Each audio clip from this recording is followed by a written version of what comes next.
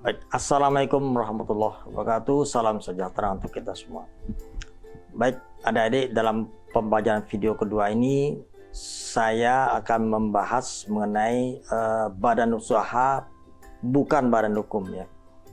Pada pembelajaran video pertama kita sudah bisa membedakan ya, perusahaan itu dibedakan dalam bentuknya yang bukan badan hukum dan yang badan hukum. Nah, dalam pembelajaran video kedua ini kita akan coba bahas apa itu perusahaan yang bukan badan hukum. Okay.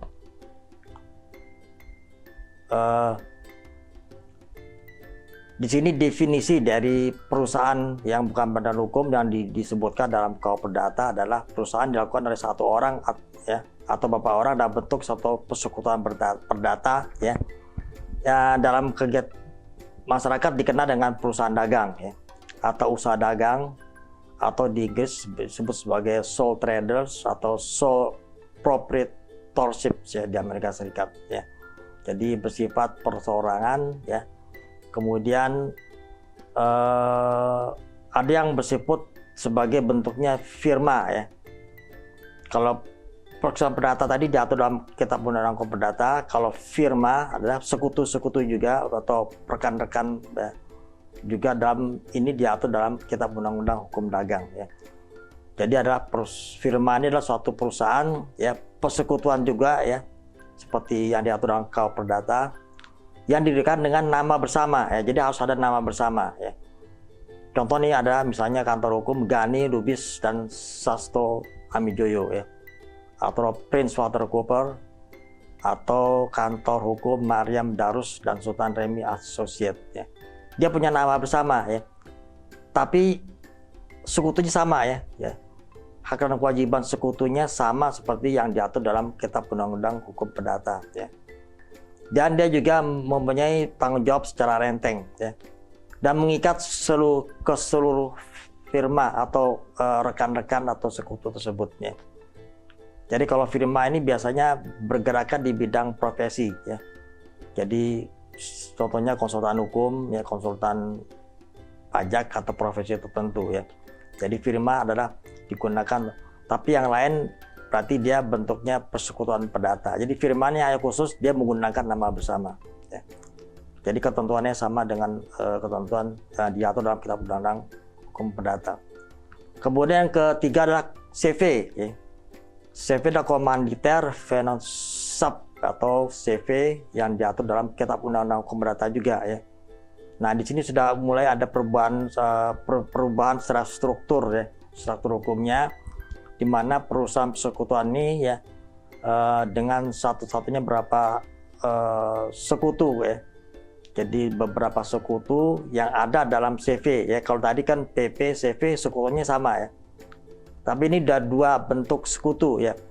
Jadi sekutu aktif dan pasif ya, atau disebut sebagai sekutu komanditer dan sekutu komplementer. Dan dia juga bukan badan hukum ya. Badan hukum tadi kita sudah bahas, jadi badan hukum artinya dia bertanggung jawab secara renteng ya. Jadi tidak dibatasi seperti saham seperti persero terbatas, tapi dia bertanggung jawab secara renteng, untung rugi sama-sama ya. Untung bagi sama, rugi juga dibagi secara bersama ya. Kalau dia bertiga bagi tiga, kecuali dia diatur lain ya. Jadi persentasenya kalau dia tidak diatur maka dibagi sama, tapi kalau diatur dia bisa diatur sesuai dengan perjanjian. Nah, ini adalah bentuk CV ya. Dan CV tersebut tadi kita sebutkan ada dua sekutu yang berbeda ya. Jadi sebut sebagai sekutu komanditer dan sekutu komplementer ya. Nah, komanditer inilah sekutu ya, atau rekan pihak-pihak yang hanya menyerahkan modal ya, berupa uang, barang atau tenaga ya, tapi tidak turut campur dalam pengurusan. Jadi hanya store modal ya. Jadi untung rugi dia sesuai dengan modal yang diberikan ya. Dan tanggung jawabnya sebatas modal yang diberikan. Jadi hampir sama seperti PT ya. Seperti PT. Dan kemudian ada namanya sekutu komplementer ya. Nah, sekutu komplementer yang mengurusi perusahaan tadi ya.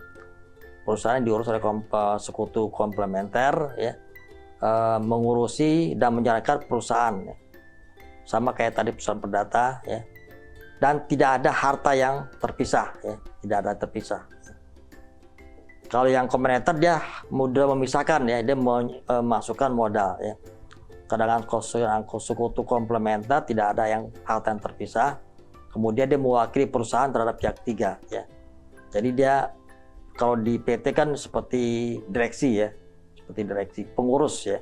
Kalau komplementer sebagai pemegang sahamnya. Ya. Nah, dasar hukumnya untuk persekutuan yang badan usaha yang ini adalah yang bukan badan hukum itu kalau yang bentuknya persekutuan perdata diatur dalam pasal 1618 sampai 1652 KUH Perdata, ya. Kemudian ketentuan mengenai firma itu nanti ada bisa baca di pasal 16, ya, KUH Dagang, ya. Kitab Undang-Undang Hukum Dagang, ya. Firma seperti apa, tanggung jawab tiap-tiap sekutunya, ya. Kemudian untuk yang perusahaan komoditer, CV, nanti bisa dibaca ketentuannya di pasal 19 Kitab Undang-Undang Hukum Dagang. Jadi bagaimana hak dan kewajiban pertanggungjawabannya baik secara internal maupun secara eksternal itu sudah diatur di KUH Perdata dan KUH Dagang. Nah, untuk yang persekutuan perdata, ya, ini di pasal 16-18 disebutkan ini definisinya suatu persetujuan antara dua orang atau lebih, ya, yang berjanji untuk memasukkan sesuatu ke dalam perseroan tersebut, ya, dengan maksud supaya mendapatkan keuntungan yang diperoleh dari perseroan itu dan dibagi di antara mereka. Jadi definisi persekutuan perdata seperti itu, ya. Dan di sini ada namanya pemasukan, berarti kan ada pemasukan. Nah, itu diatur di pasal 16, ya. Pemasukan bentuk barang atau uang disebut sebagai inbreng, ya. Inbreng, ya, pemasukan, dan itu nanti akan menjadi berapa keuntungan yang akan diperoleh, ya. Kemudian di sini juga perlu diperhatikan, ya. Jadi untuk persekutuan perdata ini karena tidak ada termasuk ada harta yang tidak terpisahkan, ada usahanya, berarti ada namanya harta campur, ya, artinya gini, ya. Jadi kalau untuk persekutuan seperti ini, ya, perlu diperhatikan juga, ya, dalam hal membuat perjanjian antar sekutu, ya. Di sini kita terkait dengan adanya harta campur, ya. Artinya ini akan berpengaruh, misalnya adik-adik mungkin sudah ada yang menikah sama yang belum menikah jelas berbeda, ya. Jadi kalau kita lihat nanti, ya, kalau ada pembentukan persekutuan perdata ini statusnya apa, ya. Jadi kalau dia statusnya menikah berarti situ ada harta gono gini, ya, itu juga harus diperhitungkan juga. Jadi artinya nanti dalam komparasi subjeknya itu dia harus mendapatkan persetujuan, ya, persetujuan dari teman nikahnya. Jadi karena dia sudah ada namanya harta bersama, ya. Kalau sekutunya belum menikah berarti nggak jadi masalah, ya. Jadi pendirian badan hukum yang bukan badan hukum PP, firma, CV, dan juga PT, ya, tidak dapat didirikan oleh suami istri yang imbrengnya berasal dari harta campur. Jadi kalau dia suami istri kan pasti ada harta campur. Jadi itu tidak diperkenankan. Kenapa tidak dapat dipisahkan, ya? Jadi kenapa itu harus tidak dapat dilakukan? Karena akan terjadi penyatuan harta campur. Jadi tidak bisa ditentukan keuntungan kerugiannya, ya, antar suami istri, ya. Jadi tidak dapat didirikan oleh suami istri karena dalam situ ada harta campur. Jadi dalam penentuan rugi akan mendapatkan kesulitan bagaimana membagi keuntungan dan kerugian, ya, karena ada pencampuran harta. Jadi harus disebutkan bahwa untuk kegiatan tersebut pihak suami istri, ya, apabila dia salah satu jadi sekutu maka harus ada mendapatkan persetujuan satu sama lain, ya, karena dia terkait dengan harta bersama. Nah, kemudian macam-macam persekutuan nanti kita bahas lebih lanjut lagi, bisa dibaca di pasal 1620, ya. Kemudian ada sekutu yang bersifat penuh, persekutuan sifat khusus, atau janji-janji yang bisa dibuat dalam suatu perjanjian sekutu juga bisa, karena perjanjian bisa kita masukkan beberapa pleading atau janji yang disepakati, ya. Kemudian juga dalam hubungan sekutu ini juga akan menimbulkan namanya hak dan kewajiban secara internal dan eksternal, Jadi otomatis ya. Jadi persekutuan ini kan juga perjanjian antara mereka ya.